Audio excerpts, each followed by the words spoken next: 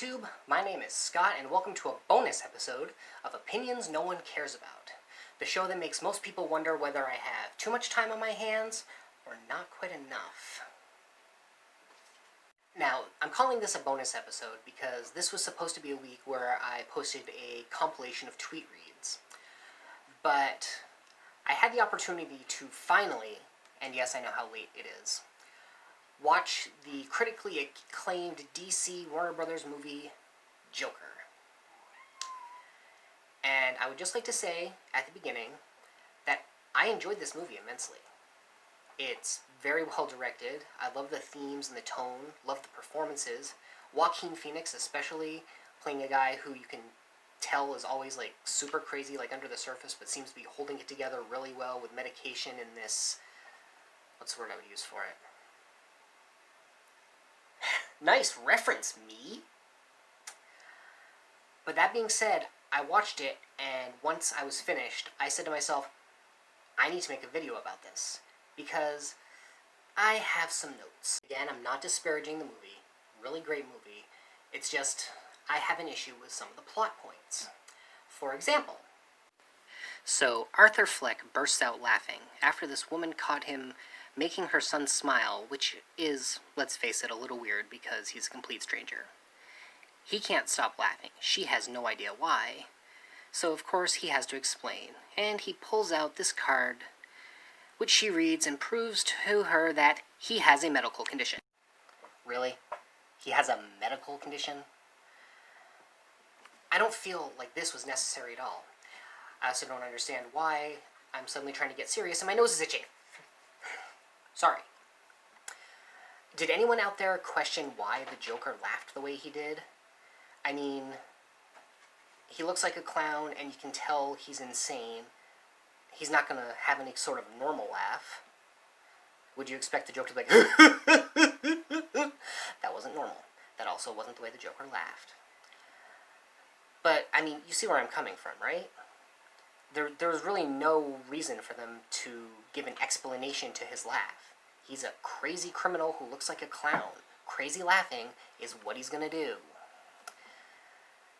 And then, of course, there's the other thing.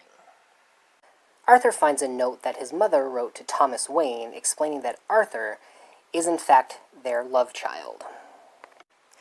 Upon learning this news, Arthur makes his way to Wayne Manor, where he meets young Bruce Wayne, the boy he believes to be his younger half-brother. And not only does he perform some funny tricks for him, but he decides to make an impression on him in just the weirdest possible way. He reaches up with both hands, looks a lot like he's choking him, but instead, this happens. What the hell was this? Then, after confronting quote-unquote dear old dad about it, Arthur goes to Arkham, which should have been a red flag in the first place, where he steals his mother's file and finds out that, surprise, surprise, Thomas Wayne was telling the truth. He was adopted. And to add insult to injury, he's not going to find out who his parents were because, unfortunately, as a child, he was abandoned. Why was that in any way necessary? If you're doing a backstory for the Joker, and you want it to be a standalone movie, why would you include references to Batman? That's not a ghost, by the way. There's a kitten pulling on my curtains. That's why they're fluttering like that. But I digress. So we find out Thomas Wayne is running for mayor in the movie. And we find out that the Joker thinks that Thomas might be his father, and that young Bruce, who as we all know is going to grow up to be Batman, might be his long-lost half-brother. But then, you find out that, no, that's not true at all. He was adopted and his mother is insane. You know, sorry. Was that particular bait and switch needed at all? Literally any other person could have been considered to be Arthur's father. There was no need to make it his future arch-nemesis' dad and imply some sort of familial bond between them. Just because they kind of do the same thing but for different reasons, doesn't mean Batman and Joker have to be even tangentially related. Did I use that word right?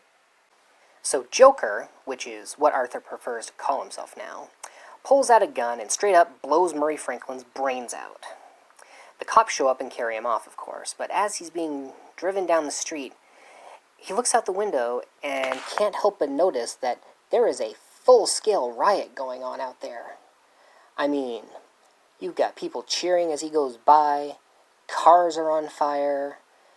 The cops can't believe it, obviously, but there is just a crazy amount of destruction and chaos being carried out in his name, and he loves it.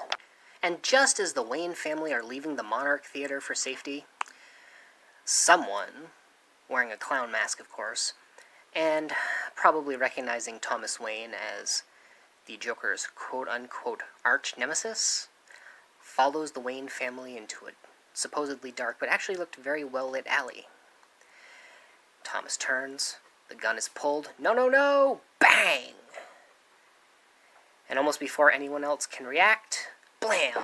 And there go the pearls. That scene of Bruce Wayne becoming orphaned is so powerful and moving. I especially liked it 30 years ago when it was in the Batman movie in 1989. And then kind of again in Batman Begins. And not really at all in Batman v Superman, because what was the point? And while I was sick of it by the time Gotham came around, it made sense in the context of the show. But what I'm saying is, if this movie was supposed to be a standalone Joker origin story, what was the need of throwing in all the stuff about Batman? If you know who the Joker is, there's a good chance you know who Batman is.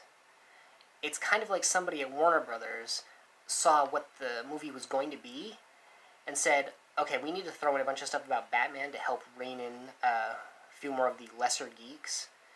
Like somebody would know Batman without knowing the Joker or vice versa. They're kind of two peas in a pod.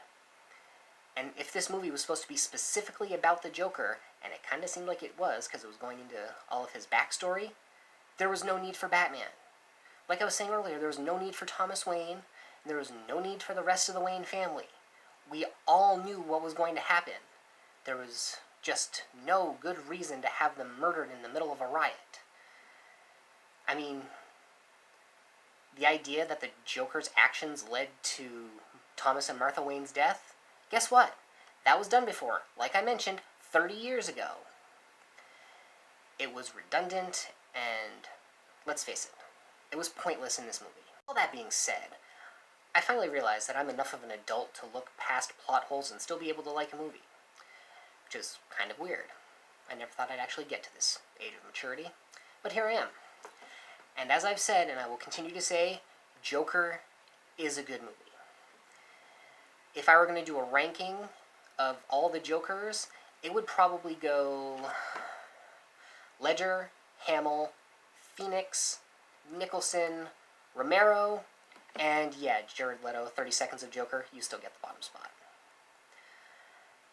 But as far as this movie goes, it's kind of a weird expression, but I'm going to run with it. I like this movie, but I'm not in like with it. Right, one more episode in the can. I'd just like to thank you guys for stopping by and for bearing with my attempt to put actual video clips in a video for once.